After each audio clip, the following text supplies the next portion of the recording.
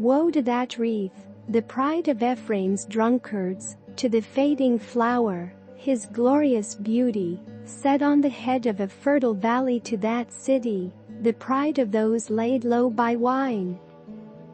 See, the Lord has one who is powerful and strong.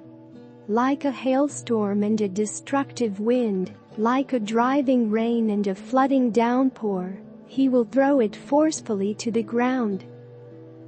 That wreath, the pride of Ephraim's drunkards, will be trampled underfoot.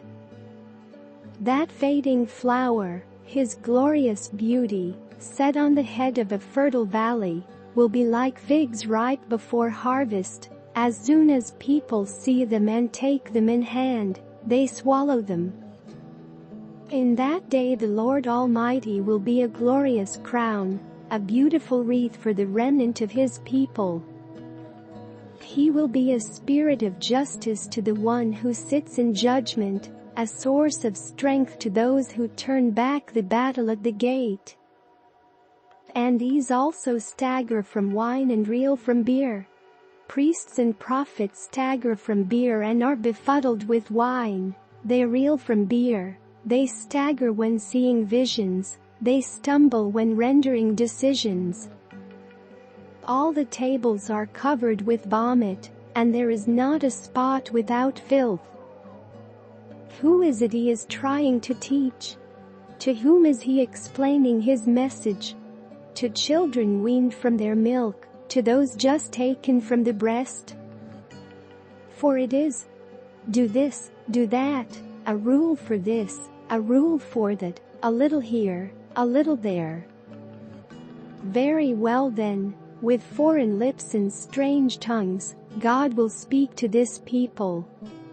To whom he said, this is the resting place, let the weary rest, and, this is the place of repose, but they would not listen.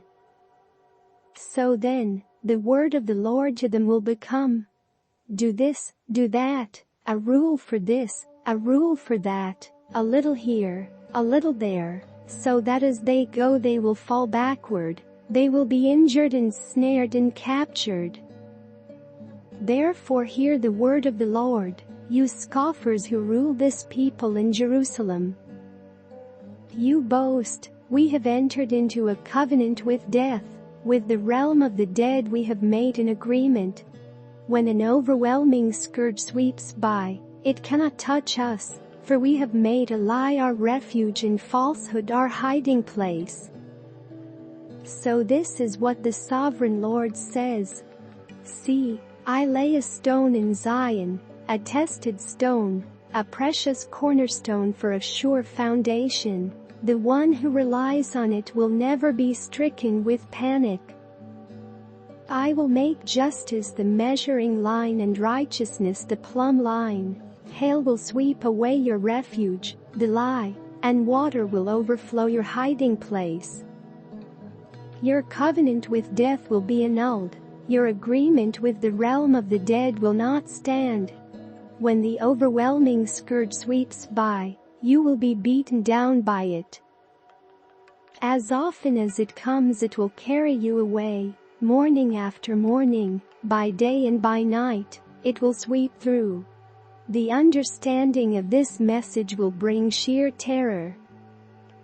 The bed is too short to stretch out on, the blanket too narrow to wrap around you. The Lord will rise up as he did at Mount Perazim. He will rouse himself as in the Valley of Gibeon to do his work, his strange work, and perform his task, his alien task. Now stop your mocking, or your chains will become heavier. The Lord Almighty, has told me of the destruction decreed against the whole land. Listen and hear my voice, pay attention and hear what I say. When a farmer plows for planting, does he plow continually? Does he keep on breaking up and working the soil? When he has leveled the surface, does he not sow caraway and scatter cumin? Does he not plant wheat in its place and spelt in its field? His God instructs him and teaches him the right way. Caraway is not threshed with a sledge, nor is the wheel of a cart rolled over cumin. Caraway is beaten out with a rod, and cumin with a stick. Grain must be ground to make bread, so one does not go on threshing it forever. The wheels of a threshing cart may be rolled over it, but one does not use horses to grind grain. All this also comes from the Lord Almighty, whose plan is wonderful, whose wisdom is magnificent.